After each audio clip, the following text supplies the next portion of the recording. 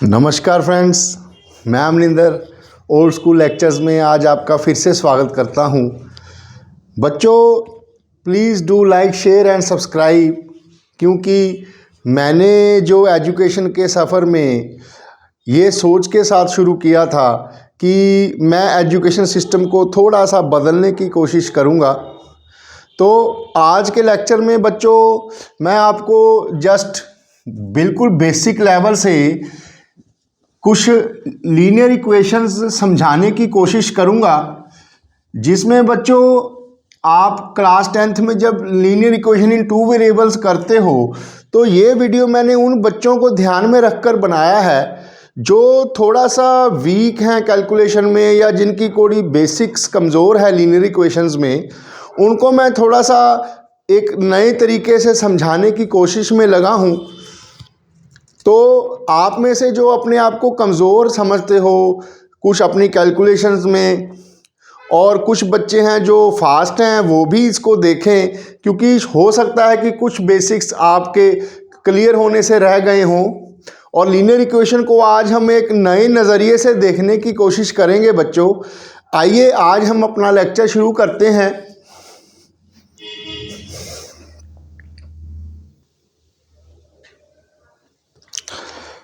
बच्चों, linear equations करते हुए आप 10वीं में अब पहुंच चुके हो। मैं समझता हूं आप में से कई सारे बच्चे ऐसे होंगे जिनको बेसिक्स और कैलकुलेशंस करने में दिक्कत होती होगी।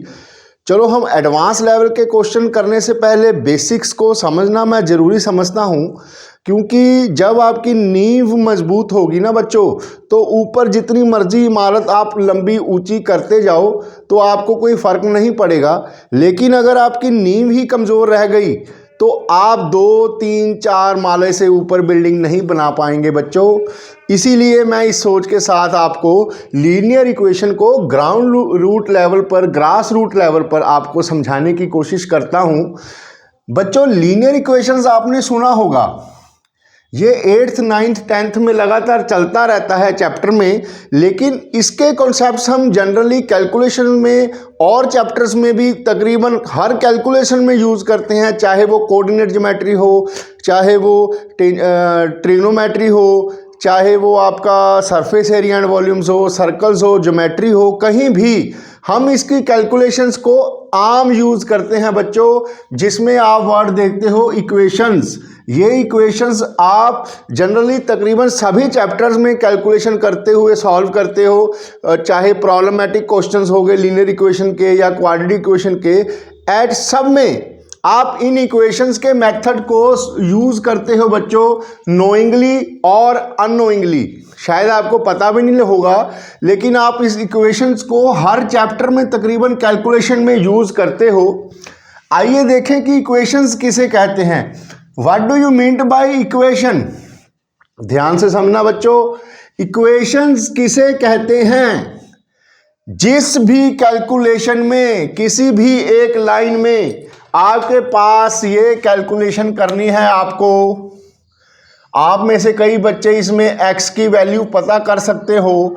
Find the value of x, find x कर सकते हो। जो स्मार्ट बच्चे हैं वो सोचते हैं बच्चों वाले क्वेश्चन होंगे, लेकिन कई बच्चे जिनकी कैलकुलेशंस वीक हैं वो कई बार गलती भी कर देते हैं। मैं आपको समझाने लगा हूं इक्वेशंस किसे कहते हैं। बच्चों, जब भी ऐसी इक्वेशन, कोई भी एक लाइन हो जिसमें कुछ नंबर्स प्लस माइनस के लेफ्ट में लिखे हों, कुछ राइट में लिखे हों, और बीच में जो ये इज इक्वल टू का साइन है ना, ये वाला, ये साइन, इससे बनती है equation. Equation means to equate. अगर दो क्वांटिटीज आपस में इक्वल हैं तो इक्वेशंस का नाम दिया गया। यहां पर लेफ्ट हैंड साइड ये हो गई आपकी लेफ्ट हैंड साइड, और ये हो गई आपकी राइट हैंड साइड, और जो बीच में ये इक्वल टू है ना बच्चों, इसे आप पता क्या समझा करो, मैं बताता हूं आपको। ये इज इक्वल टू को समझने का सबसे बढ़िया मेथड है, ये आपकी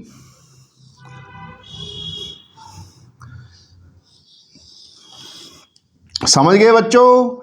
स्मार्ट बच्चे हो आप, समझ गए होगे। ये है आपका फिजिकल बैलेंस। तकड़ी, इसे आपने कई जगह देखा होगा। जब भी लीनियर इक्वेशंस का कॉन्सेप्ट आएगा बच्चों, दिस इज इक्वल टू, ये जहां मैंने हाथ से पकड़ा हुआ है इस बैलेंस को बच्चों, ये है is equal to nothing else, is equal to is your this type of physical balance. जो आपने सब्जी लेते हुए आपकी मदर ने रिक्शा रेडी वाले के पास देखी होगी, कहीं पर आप कोई चीज़ लेकर जाओ तब आपने देखी होगी। मैं इसको लीनियर इक्वेशन का नाम देता हूं बच्चों, नोइंगली और अननोइंगली। ये एक लीनियर इक्वेशन है, थोड़ी सी पुरानी हो गई, मैं ओल्ड स्कूल लेक्चर्स के मेथड से आपको समझाऊंगा। ये लीनियर इक्वेशन है बच्चों जो मैंने हाथ में पकड़ा हुआ है, ये इस इक्वेशन के सेंटर में है जो मैंने तकड़ी बनाई है। इसके लेफ्ट हैंड में बच्चों, ये इसकी लेफ्ट हैंड साइड है लीनियर इक्वेशन की, ये इसकी राइट हैंड साइड है बच्चों। ध्यान से देखना, ये बैलेंस रहेगी हमेशा, इसमें कुछ मर्जी कर लो आप, ये तकड़ी आपकी सीधी रहनी चाहिए।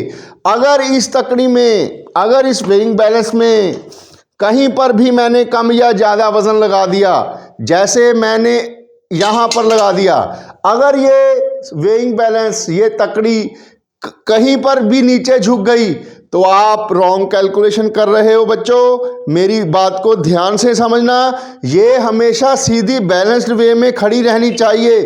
थ्रू आउट आपकी कैलकुलेशन में ये बैलेंस सीधा होना चाहिए हमेशा। जब भी कभी एक तरफ झुकेगी आपकी कैलकुलेशन गलत होगी।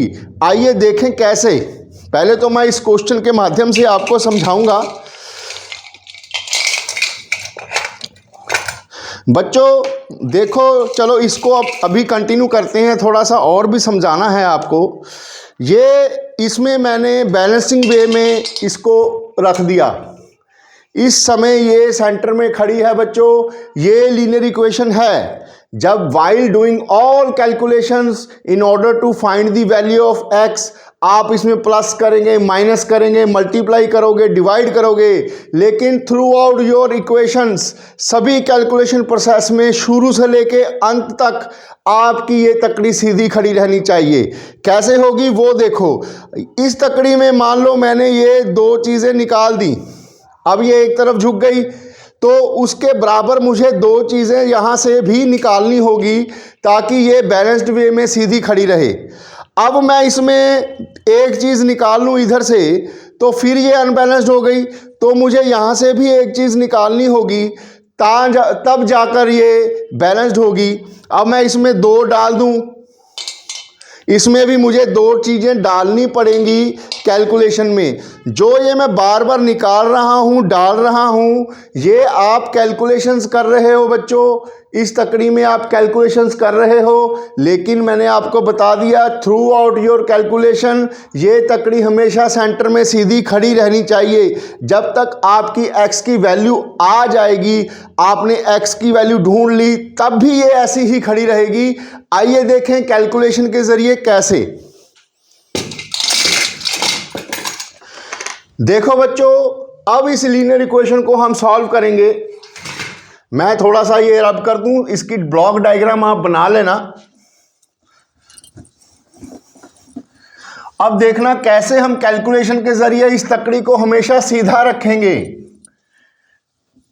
ये थी हमारी क्वेश्चन बच्चों। अब यहां से मैंने x की वैल्यू निकालनी है। सबसे पहले आप इन बातों का ध्यान रखना, इसको तकड़ी की तरह दिमाग में बैठा लेना। ये इज इक्वल टू आपका तकड़ी है बच्चों, आपका ये वेइंग बैलेंस है, फिजिकल बैलेंस है, जहाँ से आप इसका वेट मेजर कर रहे हो, ये बात आपने ध्यान में रखनी है। दूसरी, जो भी चीज़ निकालोगे वो दोनों साइड से निकलेगी, जो चीज़ डालोगे वो दोनों साइड में डलेगी, जो चीज़ मल्टीप्लाई करोगे बच्चों दोनों साइड होगा, जो डिवाइड करोगे बच्चों दोनों साइड होगा। ये इस प्रोसेस को आपने फॉलो करना है व्हाइल डूइंग कैलकुलेशंस। कैसे, अब देखें, मैंने यहाँ पर x की वैल्यू निकालनी है बच्चों। फिर मैं क्या करूँगा, यहाँ 2x है, यहाँ पर x है। देखो, सबसे पहला स्टेप मैं क्या करने वाला हूं, मैं करूंगा यहां से x रिमूव करो, x को हमने एक साइड लेके जाना है, तो मैं यहां से -x कर दूंगा। अब मैंने यहां से -x किया तो मुझे यहां भी -x करना होगा बच्चों। सेम चीज मैंने हटा दी दोनों तरफ से। अब देखना क्या होगा, -x करने के बाद ये +x -x कैंसिल हुआ, ये 2x -x कितना रह गया, सिंपल x रह गया, यहां -3 है, यहां 2 है। अब ये चीज आपकी आ गई। अब आपने x की वैल्यू निकालनी है तो इसको अकेला करना है, जिसके लिए बच्चों हमें यहां से 3 को निकालना होगा। अगर हम यहां से 3 को निकालेंगे तो यहां भी 3 निकालना होगा, लेकिन यहां 3 के आगे बच्चों आपका -3 है ना, तो यहां से निकालने के लिए, इसे 0 करने के लिए मुझे यहां पर +3 करना होगा बच्चों।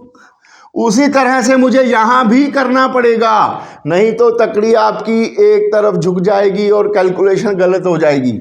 अब देखो क्या होगा, +3 -3 कैंसिल हो गया बच्चों, यहां पर x रह गया, यहां पर 3 + 2 5 हो गया बच्चों। तकड़ी ये फिर भी आपकी वहीं पर है, ये अब भी बैलेंस्ड है बच्चों, x की वैल्यू 5 आ गई। समझे आप? इसी की तरह एक और कैलकुलेशन मैं आपको करके बताऊंगा।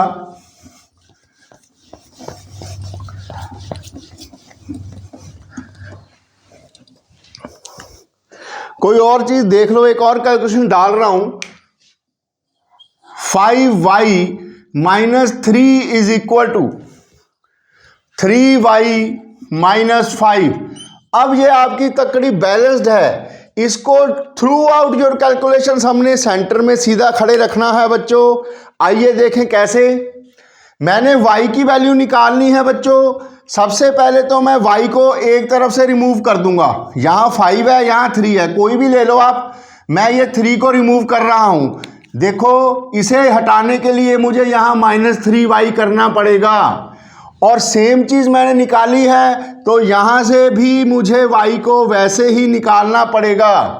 अब देखो बच्चों, +3y -3y कैंसिल हो गया, आपका यहां पर आंसर आ गया, -5 बच गया। यहां पर 5y - 3y 2y हो गया बच्चों, यहां पर -3 रह गया। अब मैंने y की वैल्यू निकालने के लिए, ये चीज मेरे पास फालतू है बच्चों, -3, तो मैं यहां से -3 निकालूंगा तो मुझे यहां से भी निकालना पड़ेगा, लेकिन क्योंकि वो -3 है, उसे निकालने के लिए मुझे यहां पर +3 करना होगा। यहां भी मुझे एक एडिशन करनी होगी +3 की, ताकि ये निकल जाए, 0 हो गया।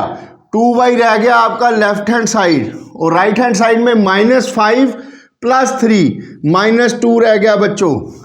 अब नेक्स्ट स्टेप में आप देखना कि अब हमने क्या निकालना बाकी रह गया बच्चों। अब हमने y को अकेला करना है, तो यहां से 2 इसके साथ मल्टीप्लाई हो रहा है बच्चों। ध्यान देना इस स्टेप को।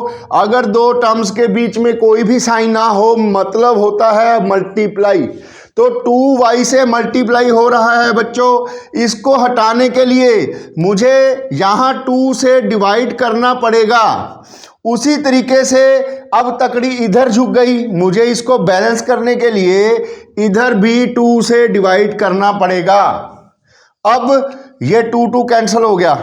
अब आपके पास y आ गया बच्चों, इस तरफ -1 आ गया। अब y का आंसर -1 है, और अब भी आपकी तकड़ी सेंटर में सीधी खड़ी है। समझे बच्चों? मैंने बड़ी इंपॉर्टेंट चीज़ अब आपको समझाई है। इसकी कैलकुलेशन पे मैं अलग से वीडियो बनाऊंगा, लेकिन ये मेरा छोटा सा दिमाग आपको समझाने के लिए था कि आप इस लीनियर इक्वेशन को बच्चों इस तकड़ी की तरह ही समझा करो। जब आपके पास लीनियर इक्वेशन कहीं भी आ गई, आपने इस तकड़ी को दिमाग में रखना है, और यही बात ध्यान रखनी है बच्चों। अगर हम इसमें से कुछ निकालेंगे तो यहाँ से भी निकालना होगा, अगर इसमें कुछ डालेंगे उसके बराबर यहाँ भी डालना होगा, अगर हम इसमें मल्टीप्लाई करेंगे तो यहाँ भी मल्टीप्लाई करना होगा, और अगर यहाँ कुछ डिवाइड करेंगे तो यहाँ भी डिवाइड करना होगा। मेरे ख्याल से ओल्ड स्कूल लेक्चर्स के इस मेथड को आप थोड़ी देर के लिए ज़रूर समझेंगे और इसको अप्लाई करना बच्चों। जब भी लीनियर इक्वेशन आपके सामने आएगी, जरूरी नहीं है कि चैप्टर में, किसी भी कैलकुलेशन में, आप इस तकड़ी को हमेशा ही अपने दिमाग में रख लेना और उसके बाद कैलकुलेशन करने की कोशिश करना। थैंक यू बच्चों। Please do like, share and subscribe.